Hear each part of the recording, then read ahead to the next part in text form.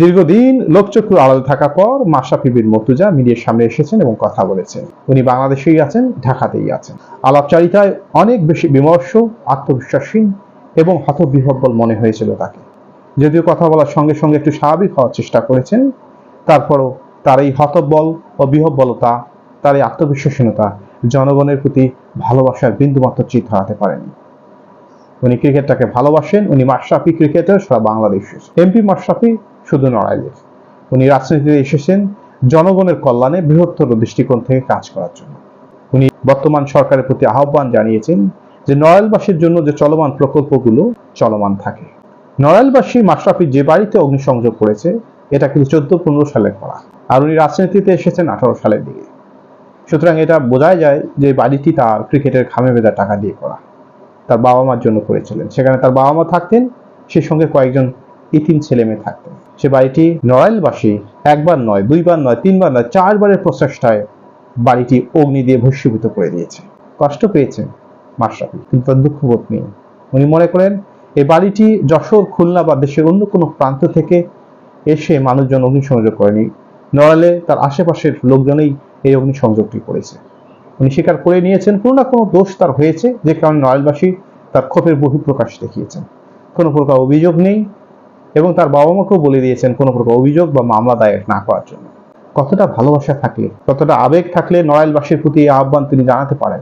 আপনারা যেটা করেছেন কোনো না কোনো দোষ ছিল আমার, সেই জন্যই করেছেন। একবার ভেবে দেখুন নড়াইলের প্রতি তার ভালোবাসা। মাশরাফি আওয়ামী লীগের রাজনীতি করেছিলেন, এমপি ছিলেন আওয়ামী লীগের, কিন্তু সমস্ত শ্রেণীর নড়াইলবাসীর জন্যই কাজ করেছেন, উজাড় করে দিয়েছেন নড়াইলবাসীর জন্য। প্রতিদানে এই পেয়েছেন, তারপর তার কোনো দুঃখবোধ নেই নড়াইলবাসীর প্রতি। আমরা এই বিমর্ষ, এই হতবিহ্বল মাশরাফিকে দেখতে চাই না।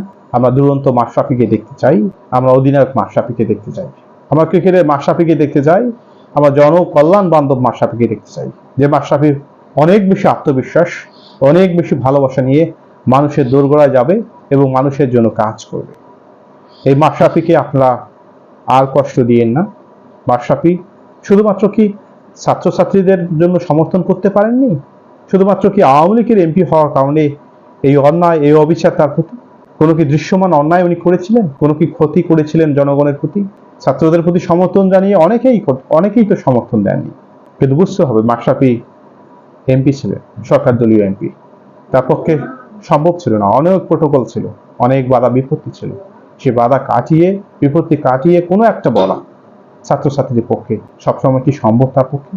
সে তো সাধারণ জনগণ নয়, সে তো সরকার পক্ষে ছিলেন। এটাও তো ভাবতে হবে।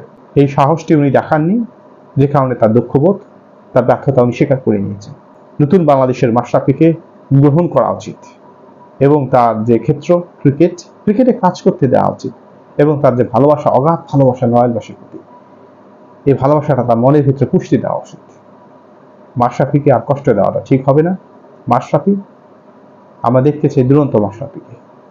মাশরাফি আমরা দেখতে চাই আত্মবিশ্বাস পরিপূর্ণ মাশরাফিকে।